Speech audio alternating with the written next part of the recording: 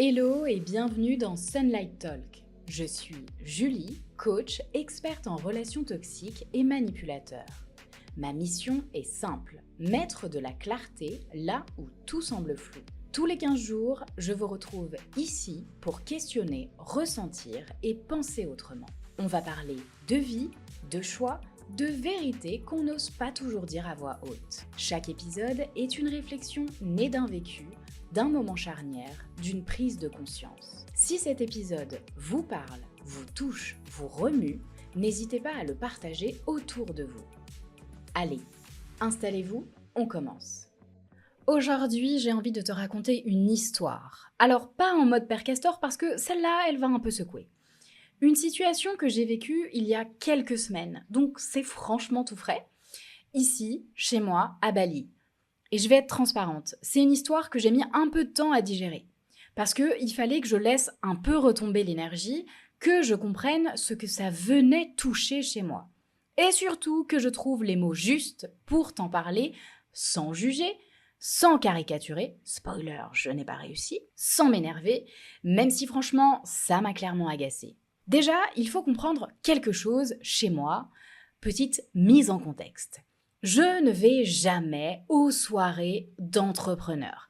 Tu sais, les soirées business, les soirées networking, les soirées de viens on connecte, les soirées de brainstormons ensemble autour d'un cocktail. Tout ça là, c'est pas vraiment fait pour moi, j'ai toujours eu un peu de mal parce que je n'ai jamais aimé vraiment l'idée qu'on se parle juste pour se jauger, pour s'évaluer, pour classer, ranger, comparer.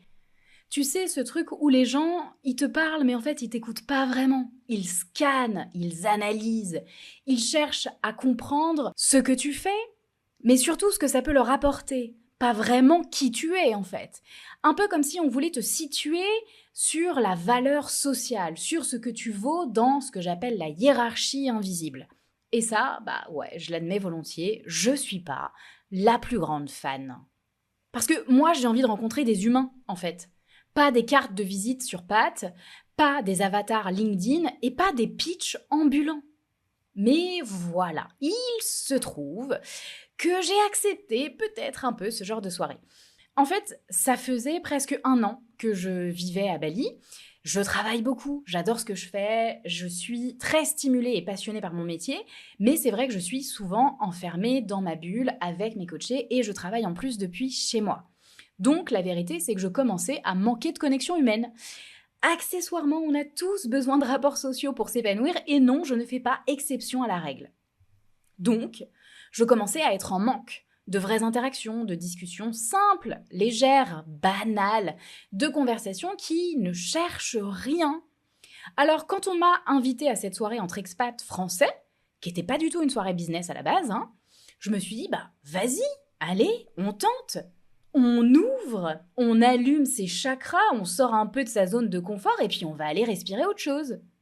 J'y suis allée avec mon mari parce qu'on était tous les deux dans le même mood au même moment.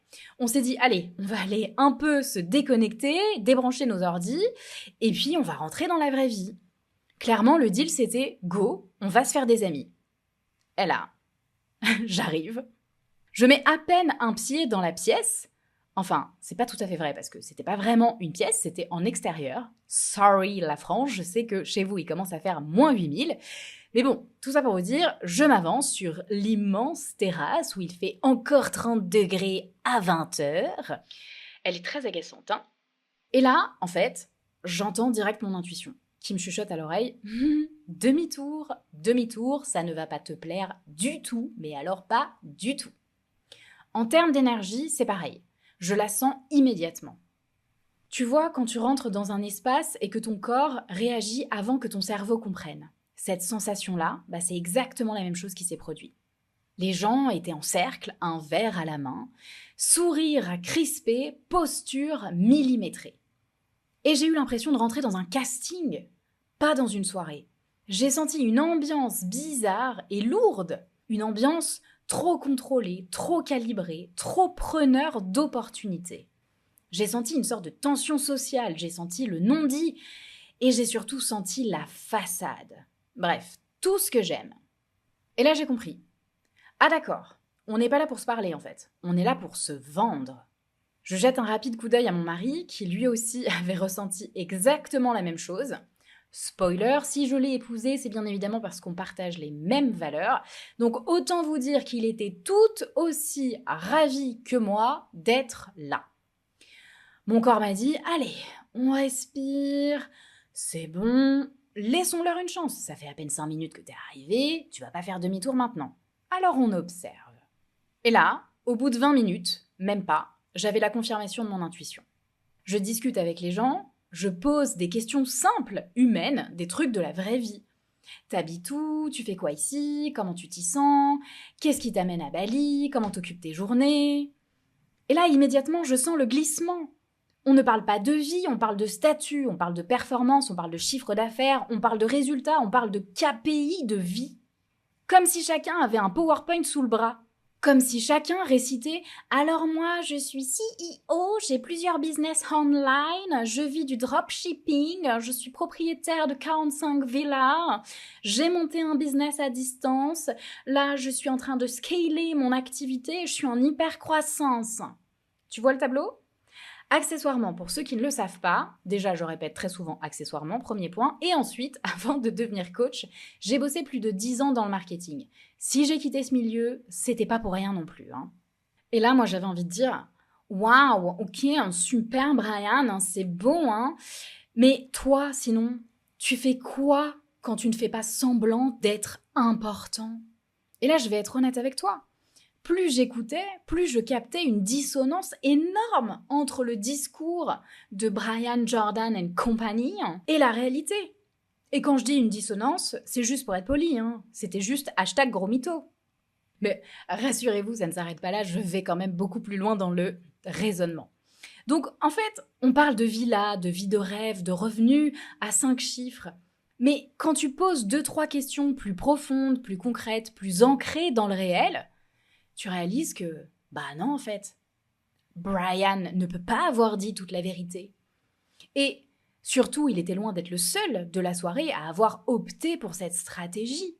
Quand j'ai posé mes questions bien chiantes, j'ai compris que finalement, Brian et compagnie, là, ils vivaient en guest house à 220 € par mois. Et encore une fois, il n'y a aucune honte à ça, il n'y a aucun problème avec ça. Vraiment, c'est complètement OK.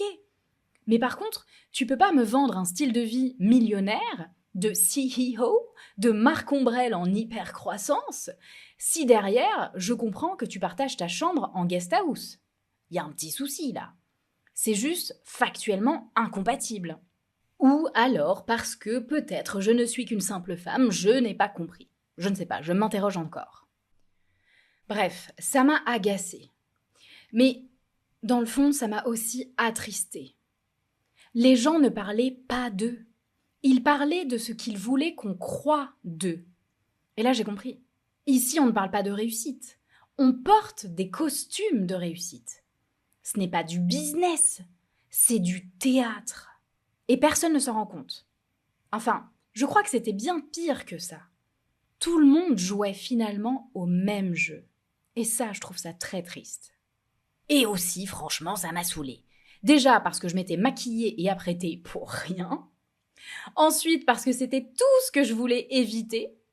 Mais surtout, bien évidemment, ça m'a agacée et ça m'a rendue triste parce que c'était la représentation parfaite d'un phénomène que j'observe depuis beaucoup trop longtemps. Il existe une forme de toxicité silencieuse dont on ne parle pas vraiment. Une forme qui ne crie pas, qui ne fait pas de bruit, qui ne manipule pas avec des mots, qui ne t'humilie pas dans le couple, mais qui te détruit tout autant. C'est, wait for it, la toxicité des apparences. La toxicité de la performance, la toxicité de la comparaison, la toxicité du fake it until you make it. Pour les amis non bilingues, concrètement ça veut dire fais semblant jusqu'à ce que ça marche. La toxicité du « je vaux ce que je montre ». Ce soir-là, plus que jamais, c'était là, sous mes yeux. Parce que la réalité, c'est que la toxicité, ce n'est pas seulement dans un couple, dans une relation amoureuse. Ce n'est pas seulement l'emprise affective, ce n'est pas seulement la manipulation relationnelle. La toxicité, c'est tout ce qui t'éloigne de toi. tout ce qui te pousse à devenir quelqu'un d'autre, tout ce qui te demande de jouer un rôle pour être accepté. Et parfois, la première relation toxique qu'on vit, c'est celle qu'on entretient avec l'image de soi. Oui, tu peux la noter, c'est une petite pépitasse. Pas avec un homme, pas avec une relation, mais avec notre personnage. Avec notre façade, notre vitrine. La relation toxique que tu as avec ce que tu crois devoir montrer, ce que tu crois devoir être, ce que tu crois devoir afficher pour être validé. C'est une relation toxique invisible, presque acceptée et souvent valorisée. Mais ça reste une foutue relation toxique. Et là, tout s'est aligné dans ma tête. Ces gens n'étaient pas dangereux, non. C'étaient pas des gens maléfiques, c'étaient pas des manipulateurs. Mais par contre, ils étaient vides, perdus, en représentation, affamés de validation. Et ça m'a frappée, parce que c'est exactement ce que vivent beaucoup de femmes après l'emprise. Une perte totale de sens, une perte de soi, une hyper-adaptation permanente, une pression d'être quelqu'un. Et là, j'ai ressenti quelque chose en moi, une sorte de soulèvement intérieur. Un truc du genre « plus jamais ça ». Pas dans le sens « plus jamais ces soirées », même si j'ai quand même dû payer mon verre et que ça, c'était scandaleux.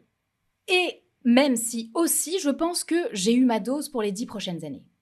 C'était un « plus jamais ça » dans le sens « plus jamais me laisser embarquer dans des espaces qui m'éloignent de moi ». Parce que ce soir-là, j'ai vu un miroir de notre société, un miroir de nos illusions, un miroir de nos quêtes égotico-spirituelles de pacotille. J'ai vu la réussite toxique. Celle qui brille, qui parle fort, qui promet, qui affiche, mais qui ne tient pas debout une seule seconde. Et je me suis dit, la vraie réussite, ce n'est pas combien tu gagnes, ce n'est pas combien tu montres, ce n'est pas combien tu impressionnes, ce n'est pas combien de fois tu dis le mot CEO dans une soirée. La vraie réussite, c'est combien tu es en paix avec toi, combien tu dors bien, combien tu ris sincèrement, combien tu es aligné avec ta vie, même si elle n'est pas parfaite, combien tu peux regarder quelqu'un dans les yeux sans jouer un rôle, combien tu peux être toi, sans filtre, sans pitch, sans KPI humain. Et je me suis dit un truc que j'aimerais que tu gardes en toi aujourd'hui. Je préfère 1000 fois être quelqu'un que paraître quelqu'un. Et si toi aussi, tu te sens parfois écrasé par la pression, la comparaison, la performance, les réseaux, les apparences, souviens-toi de ça. Tu n'as rien à prouver, rien à performer, rien à inventer, rien à gonfler. La réussite la plus puissante, la plus stable, la plus belle, la plus rare, c'est celle qui vient de toi, pas celle qui vit sous perfusion d'approbation. Merci d'avoir écouté cet épisode. Si ce que vous venez d'entendre a résonné, dérangé, apaisé, interrogé, alors c'est que c'était utile. Pensez à vous abonner pour ne rater aucun rendez-vous.